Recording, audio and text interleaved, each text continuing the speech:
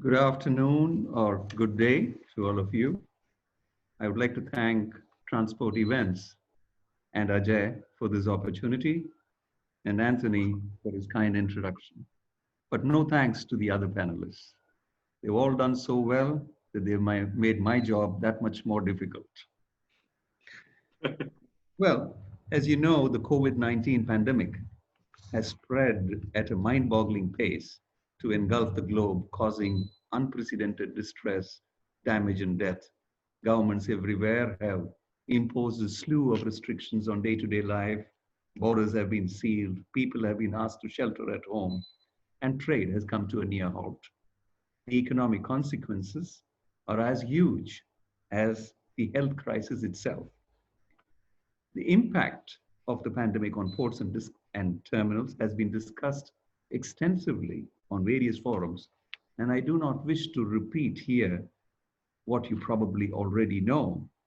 In a nutshell, as several of the panelists have pointed out, volumes have collapsed, and the expectation of never-ending growth has been tempered with the realization that man proposes, but a little virus may dispose.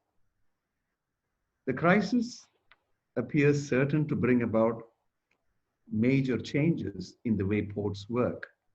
Digital innovation is likely to be accelerated. People's expectations of the supply chain are growing, and ports will have to be enablers of trade rather than mere gateways for trade.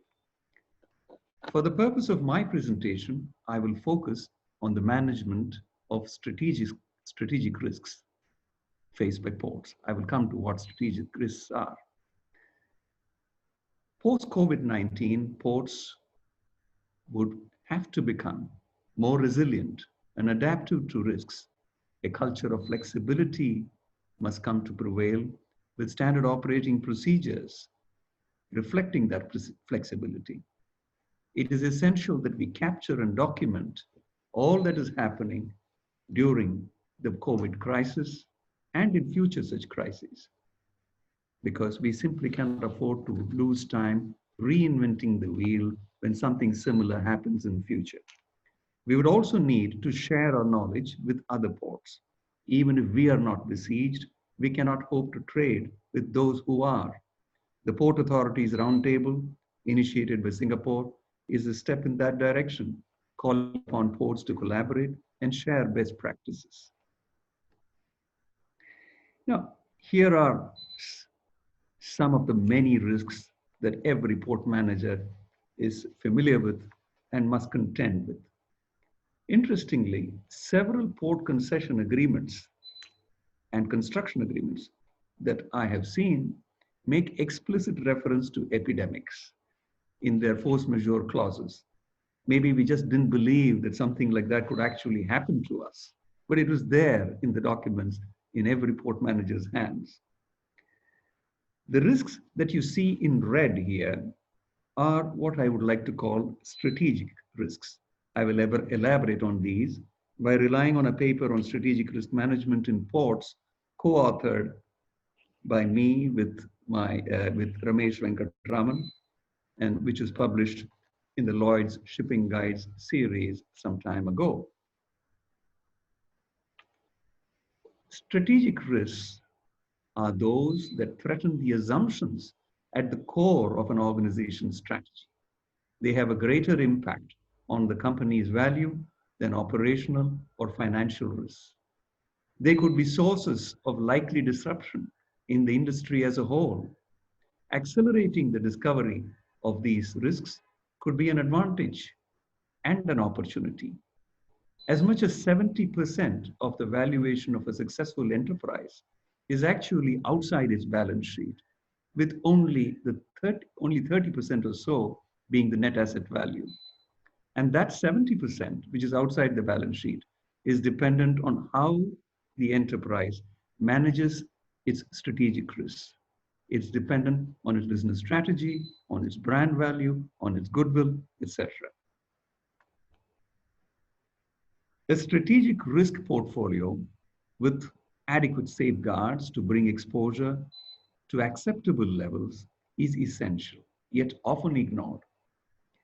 Let me talk about a couple of strategic risks that have been highlighted because of the COVID-19 crisis. Buy local. There is a feeling that in future, people may choose to opt for local products rather than imported ones. That would have huge impact on ports if it happens. It is a risk that one must prepare for. Digital obsolescence is another strategic risk that the pandemic has highlighted, as I have explained earlier. Physical contact between crew and on board and workers on the quay needs to be reduced, as does contact between those ashore. Greater use of digital tools is part of that solution. The use of permits, installation of automatic gates, the use of artificial intelligence or blockchain, all these will contribute to efficient freight flows, and they are going to be accelerated as a result of the COVID-19 crisis. There will be a transition to wholesale digitization of paperwork that goes with global trade. Even port and shipping events are going digital, as exemplified by this transport event webinar, which used to be held in various parts of the world. What you need to do is to identify the risk and assess its likelihood and its impact, see whether the mitigation strategies that you have in place are adequate, and if not, how you could mitigate them to come to an acceptable level. What you see in red are what you could assume are unmitigated risks. Obviously, it will depend on a case-to-case basis as to how severe the risk is and whether it's been mitigated or not. But I'm just giving you an example. Buy local, for example, is something which I believe is largely unmitigated at most ports now. You could have also a change in law with disastrous consequences. I'm familiar with a terminal that was constructed for the export of iron ore, but then the court banned mining of ore in the catchment area of the port, leaving the terminal high and dry. Again, the risk of an emerging rival is often underestimated, and people don't prepare for it.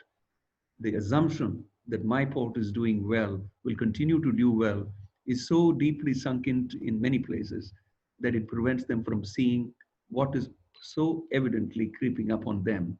And that is a strategic risk that you need to look into. So I could go on about various strategic risks.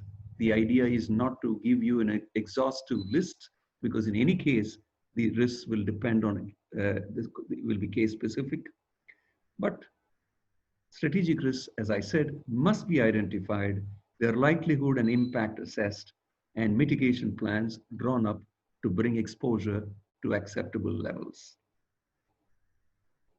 Finally, it's not enough if you draw up plans. In far too many cases that I have seen, the plans remain within the four corners of the rooms of the top management. You need a clear linkage between safeguard actions and the business planning process. You need to involve line managers, the guys who make budgetary provisions, and everybody in the organization. Otherwise, as I said, it will remain within the cozy towers, the cozy ivory towers of top management.